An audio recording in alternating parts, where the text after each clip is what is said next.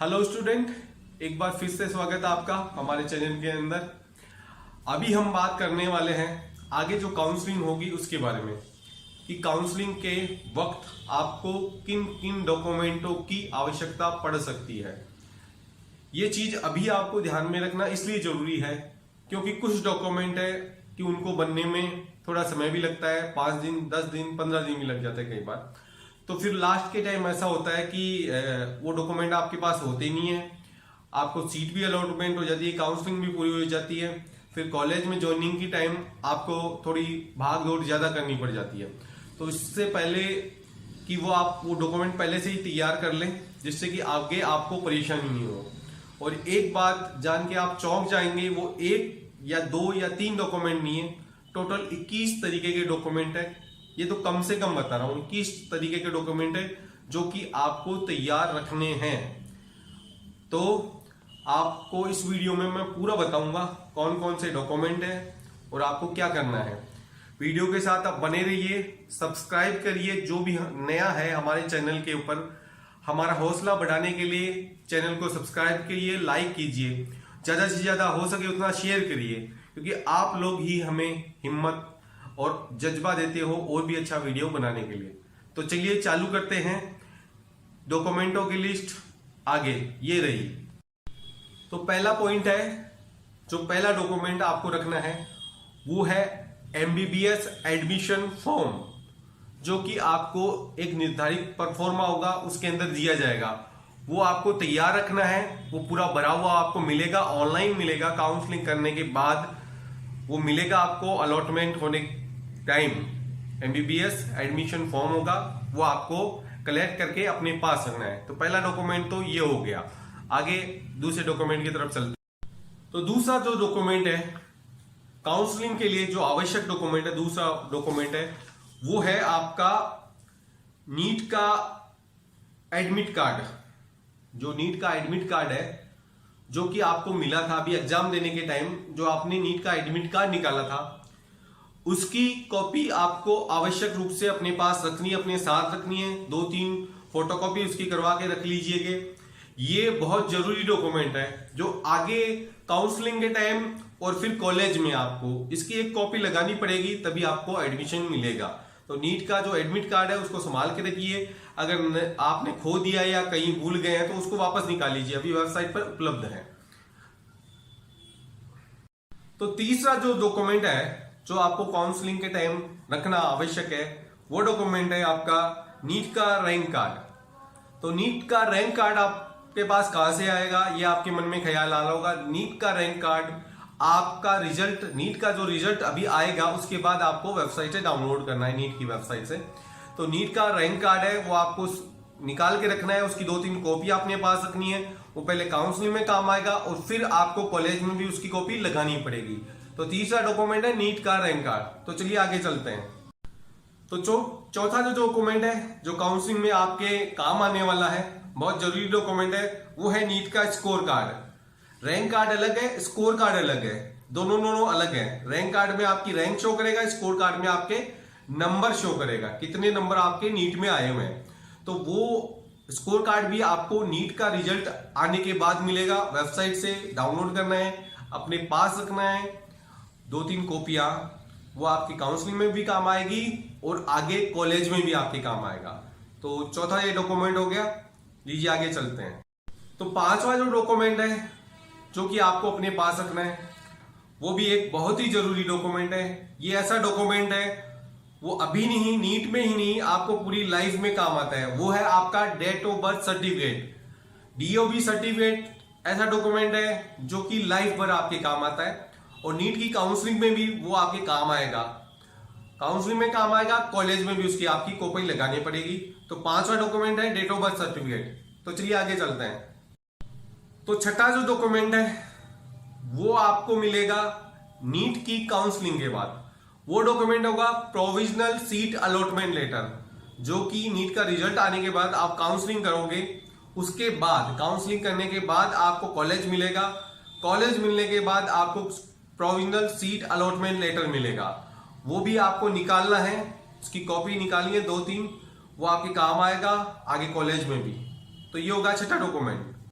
तो सातवां जो डॉक्यूमेंट है जो आपको अपने पास रखना है काउंसलिंग में, ये काम आने वाला है, ये काउंसलिंग में भी काम आएगा, आगे भी काम आएगा, वो है आपका कास्ट सर्टिफिकेट।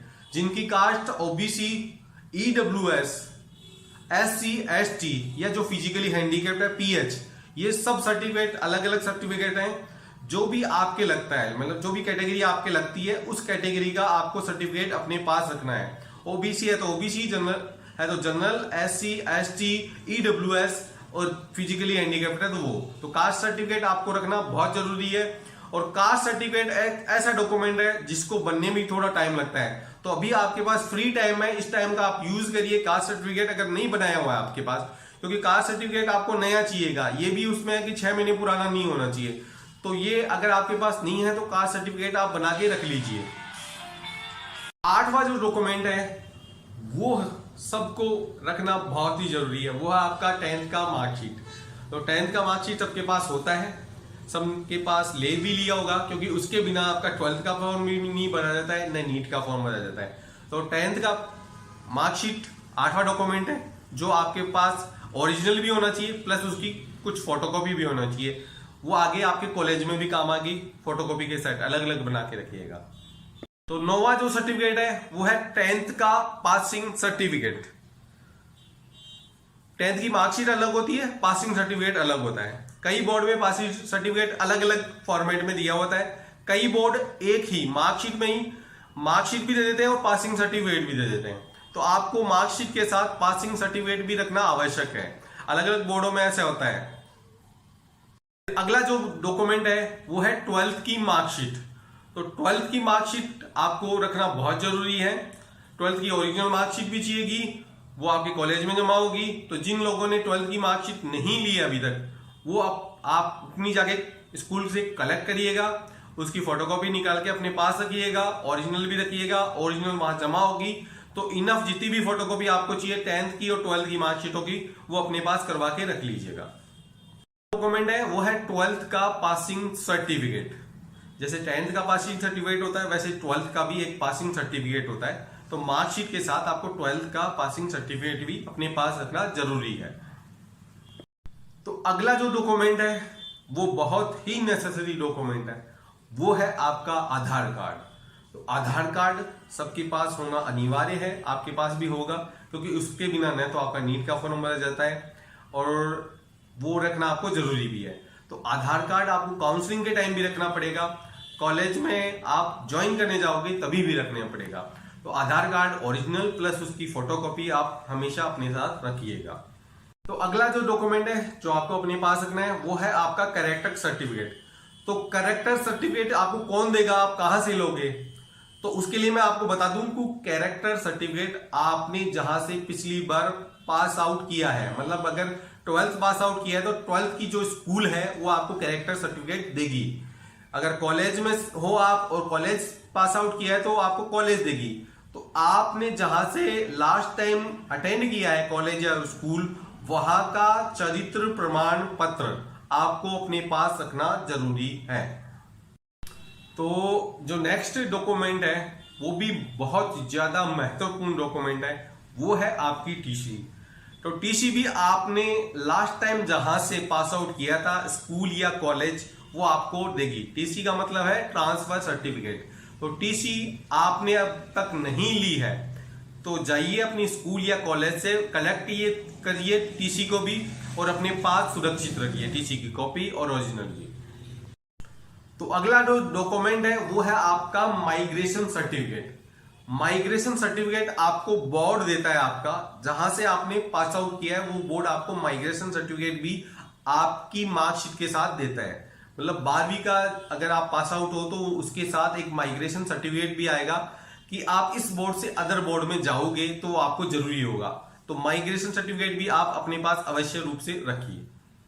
तो अगला जो डॉक्यूमेंट है वो है आपके मूल निवास से संबंधित, मतलब वो डॉक्यूमेंट है आपका मूल निवास, डोमिसाइल सर्टिफिकेट इंग्लिश में बोलते हैं उसको। वो भी आपके पास आवश्यक रूप से होना चाहिए। जिन लोगों ने अभी तक अपना मूल निवास डोमिसाइल सर्टिफिकेट नहीं बना रखा है वो अभी आप बना लीजिए, क्योंकि इसमें भी बनने में प्रोसेस में थोड़ा टाइम लगता है। अभी आपके पास टाइम है तो आप जितना जल्दी हो सके अपना मूल निवास डोमिसाइल सर्टिफिकेट बना लीजिए और अपने पास सुरक्षित रखिए। तो अगला जो डॉक्यूमेंट है वो है आपकी परिवार का इनकम प्रूफ, आपकी परिवार की आय का प्रमाण पत्र। तो वो भी आपको रखना जरूरी है। अपने जितने भी परिवार के जने हैं उनका एक इनकम प्रूफ बोलते हैं, इनकम सर्टिफिकेट बोलते हैं, वो आपको बनवा के रखना है अपनी परिवार का।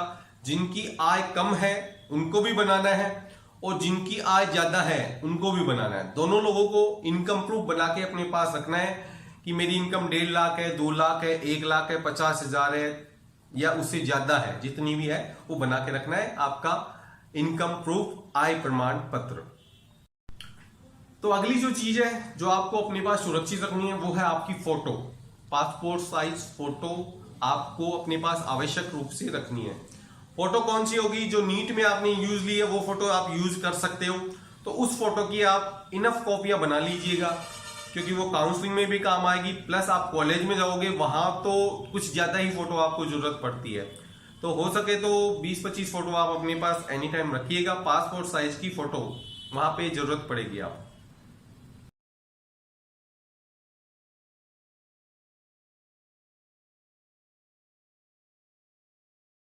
हाँ, तो अगला जो डॉक्यूमेंट है वो है अपने माता पिता का एड्रेस प्रूफ। तो एड्रेस प्रूफ कई कॉलेजों में भी मांगते हैं, प्लस काउंसलिंग में भी काम में आता है। तो अपने माता पिता का आधार कार्ड या मूल निवास जो भी है, आधार कार्ड ज्यादा अच्छा रहेगा। तो माता पिता का आधार कार्ड भी आप रखिएगा अपने पास, उसकी कॉपी रखिएगा। तो लास्ट का जो डॉक्यूमेंट है वो है एक्स सर्विसमैन से रिलेटेड। जिनके माता पिता एक्स सर्विसमैन हैं या फिर डिफेंस में हैं तो उनको एक कोटा मिलता है काउंसलिंग के अंदर। अलग से डिफेंस का एक कोटा होता है, उसकी कट ऑफ भी कम रहती है। तो जो डिफेंस के कैंडिडेट हैं जो जुड़े हुए हैं, जिनके माता पिता डिफेंस में हैं और वो डिफेंस से रिलेटेड हैं, तो वो डिफेंस से रिलेटेड जो भी उनका कार्ड होता है, सर्टिफिकेट होता है, वो आप नेसेसरी रूप से अपने पास रखिएगा क्योंकि डिफेंस वालों की कट ऑफ अलग होती है और वो कम भी रहती है, औरों के मुकाबले काफी कम रहती है। ठीक है, धन्यवाद। वीडियो के साथ ऐसे ही बने रहिए आगे। लाइक, शेयर और सब्सक्राइब करिएगा।